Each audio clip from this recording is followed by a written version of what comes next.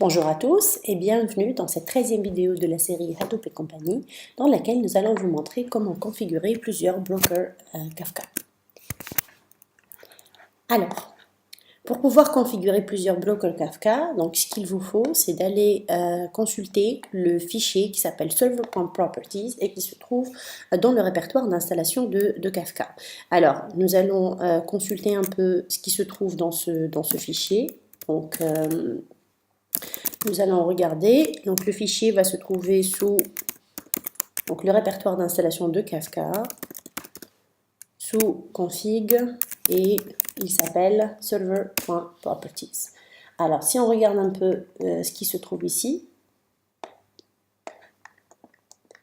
nous remarquons en fait que toutes les informations de configuration de Kafka vont se trouver ici. Par exemple, le nombre de partitions, les répertoires, donc le nombre de threads qui s'exécutent pour Kafka. Alors qu'est-ce qu'on peut avoir d'autre aussi? Donc plein d'informations en fait sur la configuration dont on a besoin. Donc ici, en fait, nous avons une variable qui s'appelle broker.id quelque part. Alors, la variable broker.id, elle devrait se trouver quelque part. Donc, je ne sais pas si ça se trouve au début. Voilà, elle est là. Donc, elle vous dit que l'identifiant de ce broker, c'est égal à 0. Alors, vous aurez aussi l'information qui concerne donc, le serveur. Donc le chemin du serveur et le port sur lequel il est hébergé, notamment ici avec listeners. Et puis il y a également le répertoire de log. Alors il y a log.dir, voilà, et qui se trouve dans Kafka Logs.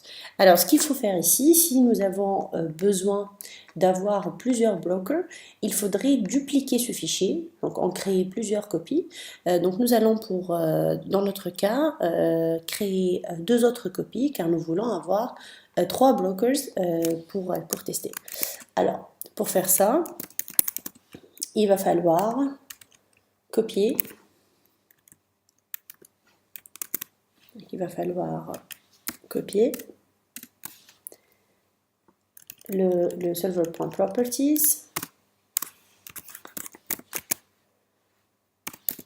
et créer un autre fichier qui s'appelle server.properties. Alors server1.properties par exemple.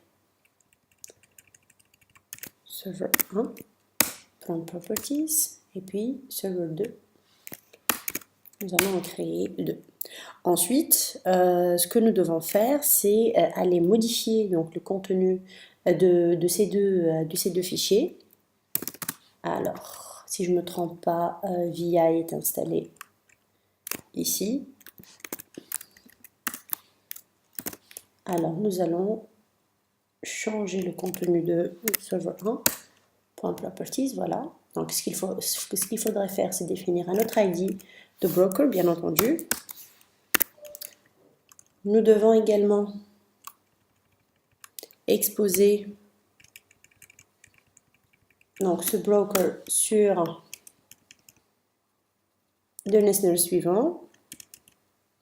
Donc là, on doit mettre localhost et puis 9093.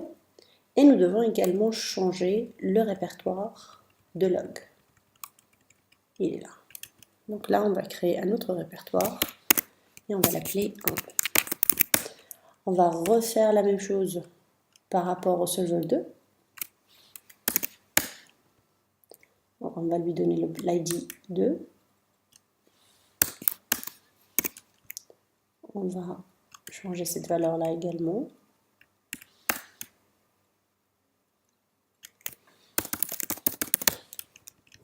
Et enfin, on va également changer le nom du répertoire de log. Ça va être log 2. Voilà. Alors, il faudra ensuite redémarrer les brokers. Donc pour ça, il y a un exécutable qui s'appelle Kafka Server Start.sh.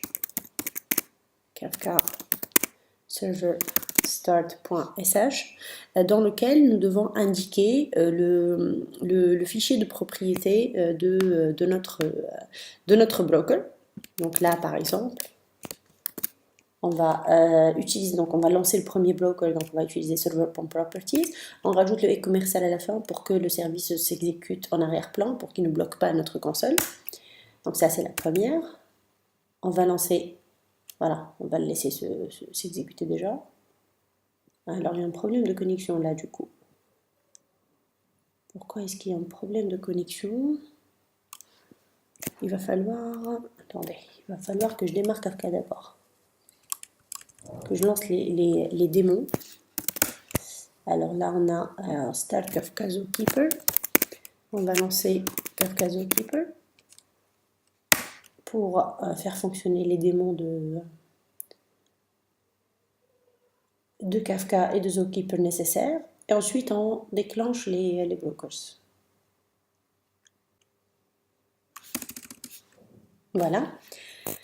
On va ensuite lancer le broker. Normalement, ça devrait aller. On va faire la même chose par rapport aux autres brokers. Serveur 1, ponce.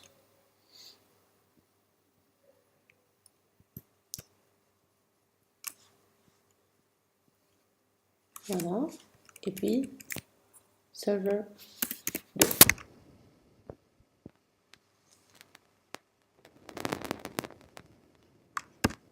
Voilà. Donc, si on lance JPS, on va trouver 3 brokers Kafka qui sont lancés, 1, 2 et 3. Et puis, bien sûr, Quorum Peer Main pour Zookeeper et JPS, bien sûr.